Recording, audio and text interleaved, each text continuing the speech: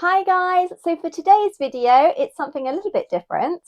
If you're a jewellery maker, I am going to show you how to make your very own elegant and high-end business cards and tags using Paper Cutz textured cardstock. In typical British fashion, the weather is not cooperating, but I am hoping that you're going to be able to see here, and just as I said that, the sun has of course come out, the amazing effect and texture that this cardstock has. So on the far right here, we have a white and then followed by a brilliant white. Hopefully, I'm hoping the camera can pick up the differences between these two. And then on the end, we have an ivory. Now, I love the linen effect of this, and it really does look beautiful when it's printed. Now, my personal favourite is the hammer effect. And again, on the far right, we have got a white. The middle is a brilliant white. And then on the end, we have the ivory. And I can see actually on the camera that the difference between the brilliant white and the white is really showing up in the sunshine. And I'm going to try and zoom in and get a nice image of that hammer effect there. And the great thing about both the linen and the hammer is that it is available in a variety of different GSMs from 120 all the way up to 350 GSM, making it the perfect thickness for a variety of applications such as business cards and tags. So let's go over to Canva so I can show you how to design this. So if we head over to Canva, Canva has got so many different templates for business cards, or you can create your own like I have here. You just need to make a document that is 2 inches wide by 3.5 inches tall. We are going for a nifty little vertical business card rather than the traditional horizontal, just to give it an edge. And obviously I'm creating this as a fictitious jewellery maker. So let's actually just put the correct spelling on there.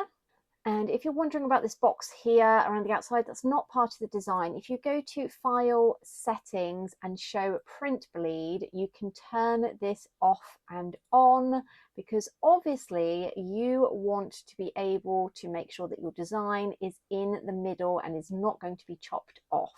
So we have 2 pages, the back and the front, and I have just mimicked the stylings here and there. For high end, typically you don't have item photos on there or QR codes, but obviously if you want, then you can. And now we're going to just download that before we hop on over to Affinity. So in Affinity, we're going to the print preset A4, and we actually want this document to be horizontal. We're going to create an artboard as well, and because Canva downloads typically as RGB, we're going to keep this, but just make sure your DPI is at 300. We're then going to go over to the artboard panel and right click and duplicate. We're going to name number 1 as the front, and number 2 we are going to move over and we're just going to call that back. Now, once you have imported your documents, your business card designs in, obviously putting the front on the front and the back at the back. Now, I know it is really tempting to fill this entire page with business card to get the most that you can. However, I would strongly advise that you keep this lower and make sure that you've got the print margins visible by going to View and then Guides Manager, and pop on the margins for 3mm top, bottom, left and right.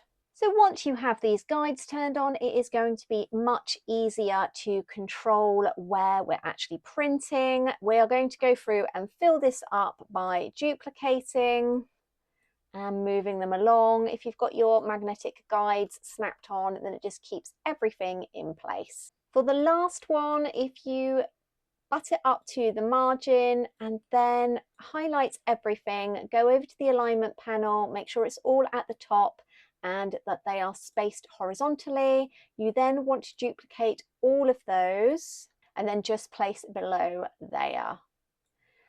Once that's done, select all. We are going to group and we are going to place to the middle of the artboard.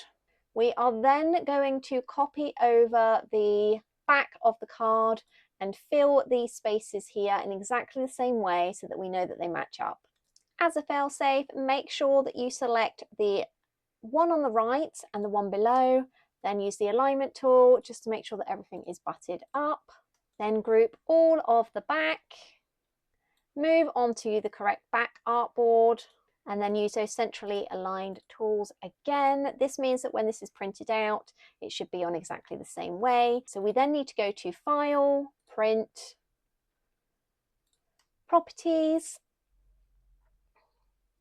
and if you head over to Maintenance, click on Extended Settings, and hidden in here, there is a thick paper and envelope setting. Make sure you check it, as we're going to be printing on the 300 and 350 GSM linen and hammered card effect cardstock. Let's go back to Main. We want a document as high quality. It is A4. Make sure borderless is off. We don't want the images stretched out. We are using paper type as Epson matte, and quality is high. Double-sided printing is off. Make sure you obviously pop landscape on as well, and then print. Now, we're using a 350 GSM, and typically a lot of people will say that Epson can't cope with that. If you use the hidden settings that I have advised, and you make sure that you feed it into the back part, the rear feeder, then you will have much better luck. So we are then just going to print, and I will show you the results. So here we are before we've trimmed down, and I'm hoping you can see here the quality is amazing. It really does look high-end, especially with the new printer and this beautiful cardstock. And if you were to flip it, then hopefully once we've trimmed, everything should match up. So now I'm going to go through with my paper trimmer and just cut all these business cards out.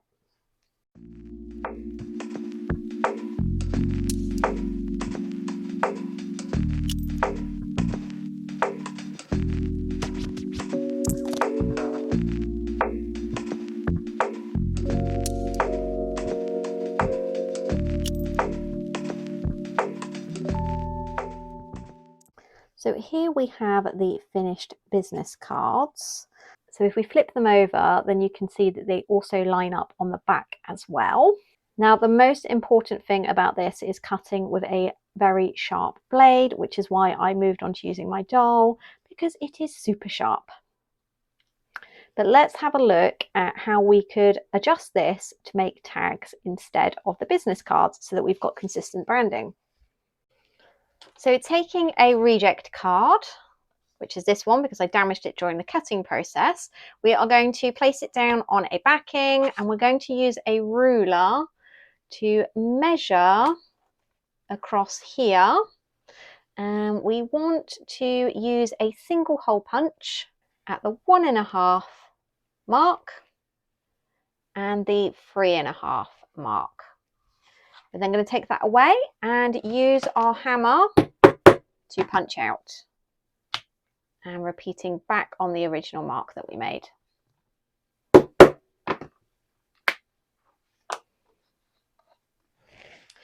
So what we now have here is a template that can be applied to all other cards by just popping it over like that, and then either using a pen to mark in where we would need to do this, or you can even just line it up like that. That's what I usually do, and punching through. This means that you don't have to purchase separate business cards and tags for your packaging, and when they get sent out, you have obviously your business card, a nice background for your jewellery, your earrings, and then on the back all of your details as well. And of course, if you sell necklaces, then you can also take your ruler and measure down from the top 2 centimeters and make a gentle mark. Remember, this is on your template one.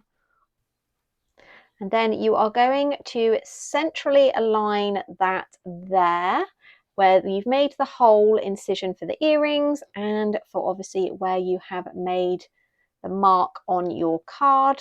And we are just going to slit 1 centimetre. So you can see here it goes from 1 centimetre there to 2 centimetre, and then just do exactly the same on the other side. Go up a tiny bit because we're going to take out like a triangle. So make sure that you've got it to the point there. We're just looking for a little wedge like that to come out, and the same on this side.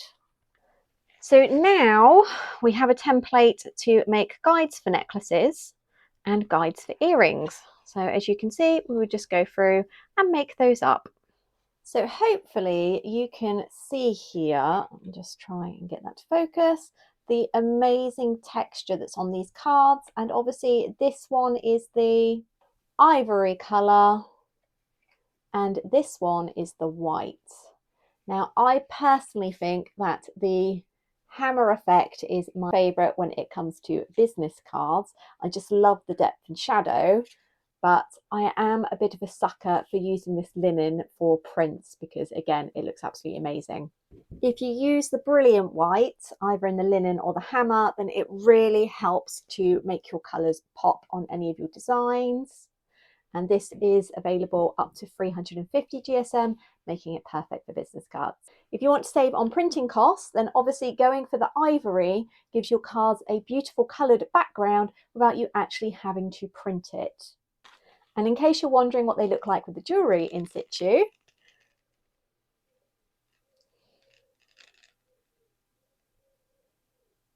then hopefully you can see there just how professional they look. These would be fantastic used on a stand. And if you change the size ever so slightly, then you can purchase these boxes in bulk and then pop them in to just give your branding, to give your finished pieces a really high-end feel. And this is perfect for obviously gift boxes. Customers can use this as an add-on, which helps you create some more money. And because we're not having multiple different items, you can just use this as a standard business card and just have half and half, some for trimming down to put into boxes and some for obviously just using for your actual business cards. So I really hope that you have found this useful, especially if you are a jewellery maker. It can be really costly packaging items up, and obviously if you have to source your printing out of house, then that just mounts the cost, especially when we're going for high-end finishes such as the linen and the hammer effect cardstock. And the good thing about the Paper Cutz is not only that it prints beautifully, but because it is available in different GSM, there is a variety of different applications. So yes, you can use it for business cards and for your tags. You could also use one of the thinner GSMs and then just include it as a thank you note, all using the same branding. A great big thank you to Paper Cutz for sponsoring today's video. If you have any comments or questions, drop them in the comment box below. I want to know, are you a jewellery maker or do you have a favourite jewellery maker? Drop either theirs or your link in the description box because I'm a big sucker for jewellery and I would love to do some shopping. Links for everything, as always, are in the description box down below, and I cannot wait to see you all next week. Bye!